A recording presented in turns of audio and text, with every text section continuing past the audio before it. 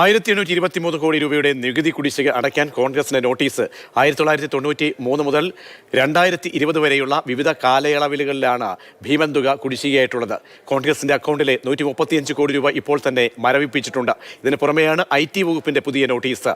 P ബസന്തുണ്ട്. Basant, സാമ്പത്തികമായി കോൺഗ്രസിനെ വരിഞ്ഞ് മുറുക്കുന്നു എന്ന ആക്ഷേപം വരുമ്പോഴാണ് IT വകുപ്പിന്റെ കൂടി ഇടപെടൽ വരുന്നത്. ബസന്തല്ല, അനൂപ് ദാസ് ആണ് വിവരങ്ങൾ നൽകാൻ ചേരുന്നത്. അനൂപ്, കോൺഗ്രസിനെ സാമ്പത്തികമായി വരിഞ്ഞ് മുറുക്കുകയാണോ?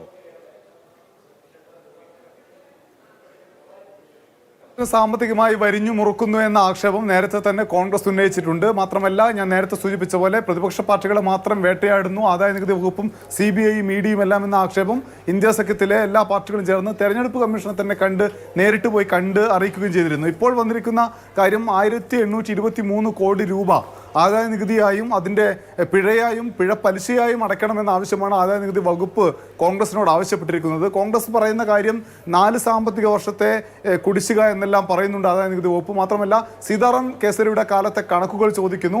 ഒരു 14 ലക്ഷം രൂപയുമായി ബന്ധപ്പെട്ട 14 ലക്ഷം രൂപ ചെക്കായല്ല പണമായി നൽകി എന്ന കാര്യം ചൂണ്ടിക്കാട്ടിക്കൊണ്ടാണ് കോൺഗ്രസിന്റെ 135 കോടി രൂപ ഫ്രീസ് ചെയ്യുകയും ഇത്രയധികം വലിയ നടപടികൾ എടുക്കുകയും ചെയ്തത്. എന്നാൽ അതേസമയം തന്നെ 42 കോടി രൂപയുടെ കണക്ക് കാണിക്കാത്ത BJPക്ക്, അതേപോലെ തന്നെ സംഭാവന നൽകിയ 92 പേരുടെ വിശദാംശം നൽകാത്ത BJPക്ക് ഏതാണ്ട് കോൺഗ്രസിനെതിരെ ഇപ്പോൾ സ്വീകരിച്ച നടപടിയാണ് ആദായ നികുതി വകുപ്പ് സ്വീകരിക്കുന്നത് എങ്കിൽ 4600 കോടി രൂപ പിഴയൊടുക്കേണ്ടി വരും. എന്നാൽ BJPക്കെതിരെ യാതൊരു നടപടിയുമില്ല. അതേസമയം തന്നെ പ്രതിപക്ഷത്തിരിക്കുന്ന കോൺഗ്രസിനെതിരെ അതിശക്തമായ നടപടി സ്വീകരിക്കുന്നു. ഇതെന്ത് ജനാധിപത്യം?